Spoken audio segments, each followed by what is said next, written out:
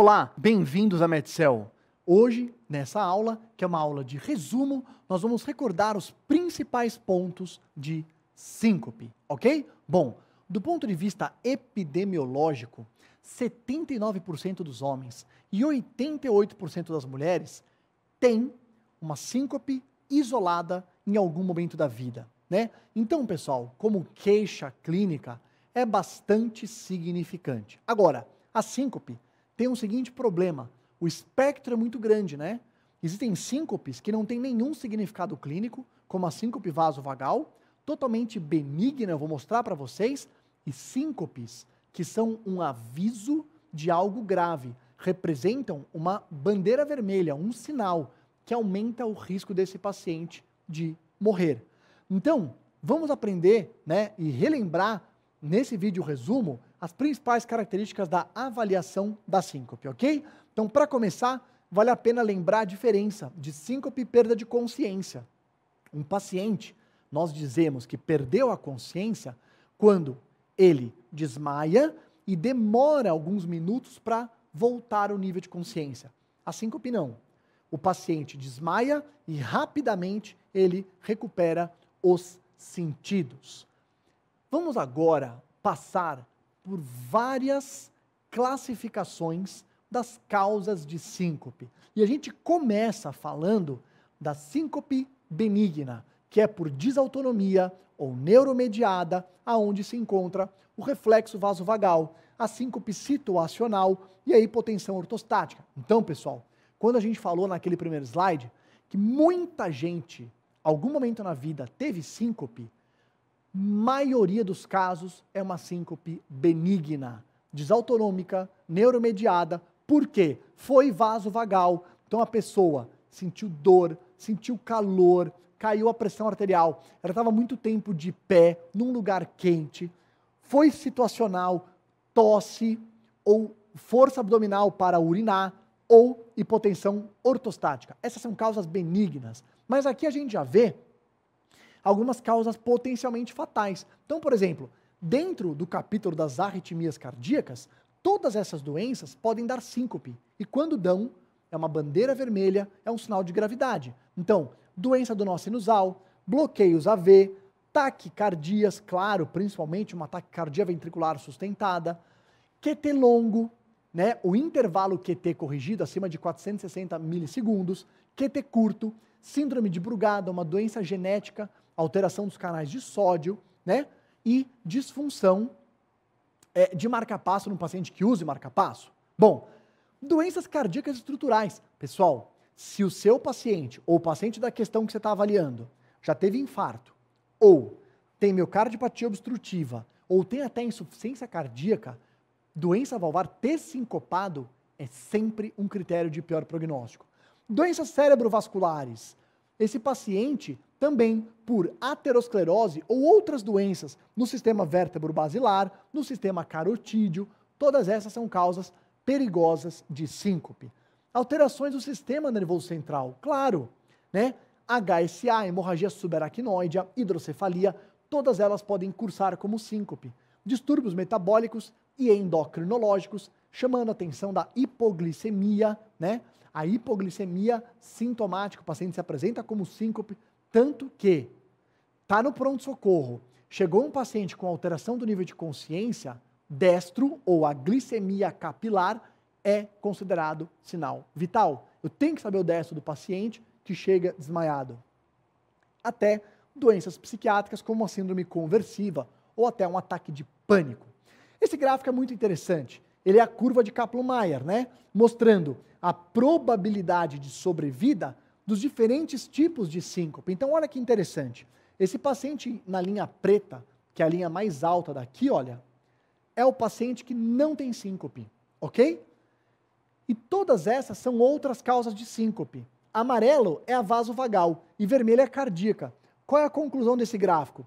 A linha vermelha é a pior. Ou seja, olha como ela se distancia da preta. Síncope de etiologia cardíaca diminui a sobrevida. Agora, a linha amarela, que é a vasovagal, ela anda junto com a linha preta. O que significa isso?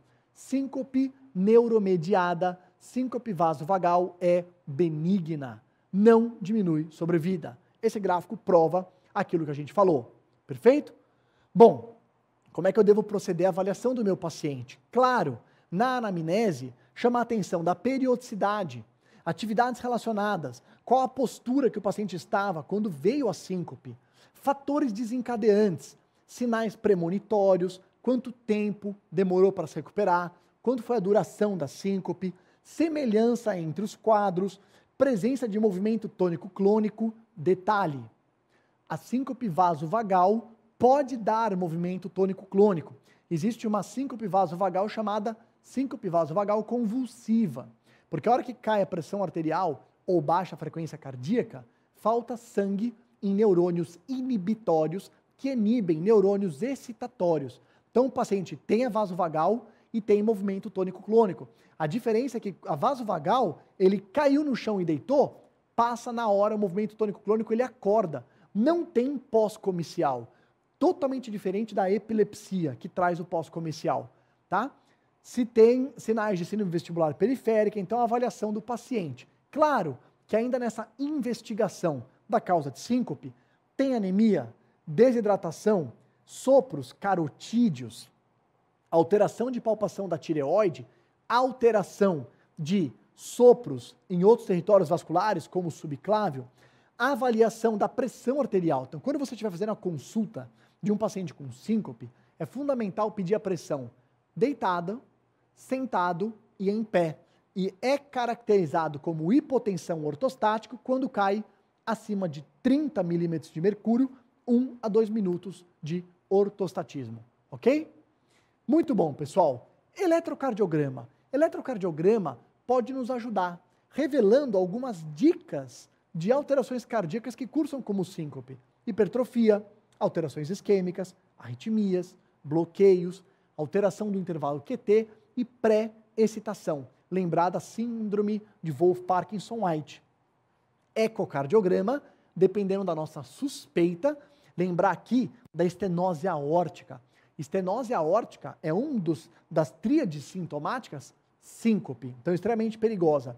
O teste ergométrico também, quando eu quero avaliar a suspeita de doença arterial coronariana, avaliar arritmias relacionadas ao esforço, e o Holter, na verdade, mais para avaliar o ritmo cardíaco em 24 horas do que na ilusão que o paciente vai sincopar no dia do Holter. É mais para ver como se comporta o ritmo cardíaco nas 24 horas. Bom, em casos em que é fundamental avaliar o eletrocardiograma durante a síncope, entra o papel do Looper, que é um Holter, muitas vezes implantável, mas pode ser externo, que fica com o paciente um mês. Ele tem uma memória circular, e quando o paciente desmaia, ele acorda, ele aperta um botão, e esse Looper grava minutos antes e minutos depois de ter sido acionado, pegando a síncope.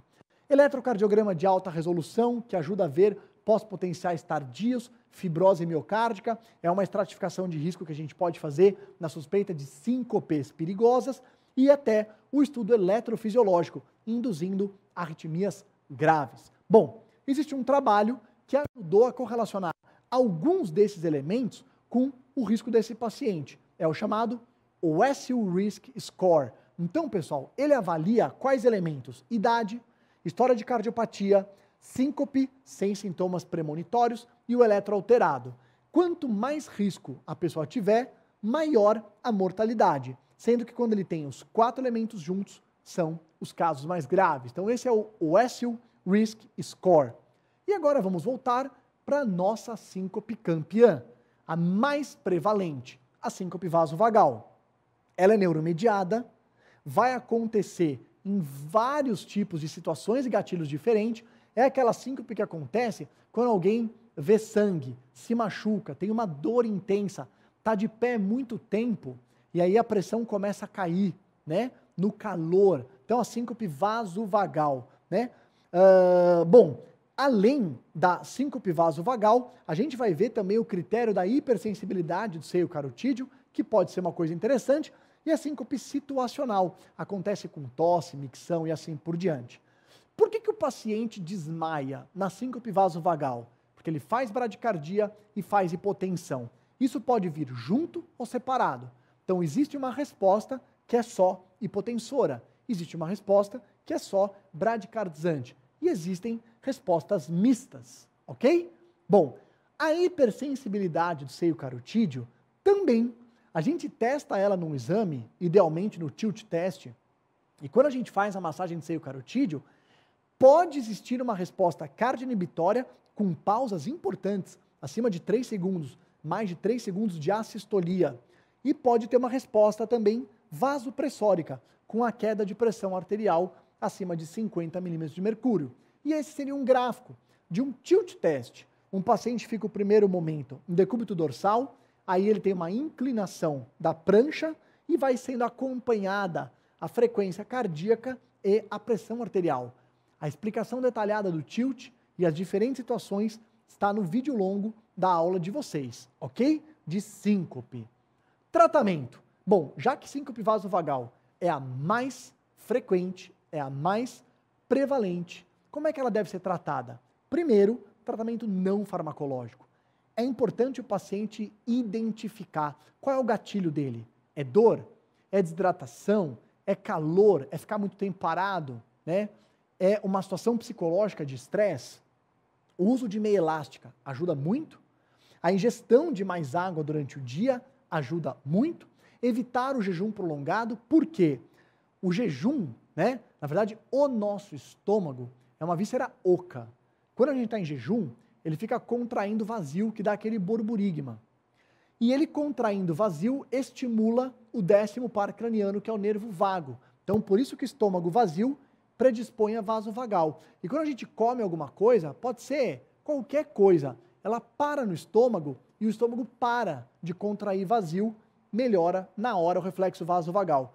Tilt training é um tipo de treinamento feito com o paciente parado, inclinando as costas num anteparo na parede, circulado por almofadas e qualquer coisa que evite que ele se machuque, e ele vai ficando nessa posição 1 minuto, 3 minutos, 5 minutos ao longo das semanas para treinar o sistema cardiovascular dele. Quando o paciente é muito sintomático, mesmo com a terapia não farmacológica, entram alguns medicamentos. Os mais importantes, fludrocortisona, é um corticoide com efeito glicocorticoide. Outro medicamento, midodrina, é um alfa-agonista, pode ajudar. Outro medicamento, beta-bloqueador, tem um percentual de pacientes que ele tem um efeito benéfico, outros não ajuda nada e até piora. E tem também a opção de um inibidor de receptor de serotonina, como a fluoxetina ou como a sertralina, que também vai ser usado ou como terapia principal ou como adjuvante na síncope vasovagal, ok? Pessoal, muito obrigado. Esse é o resumo da aula de síncope. Espero que vocês tenham aproveitado. Até a próxima.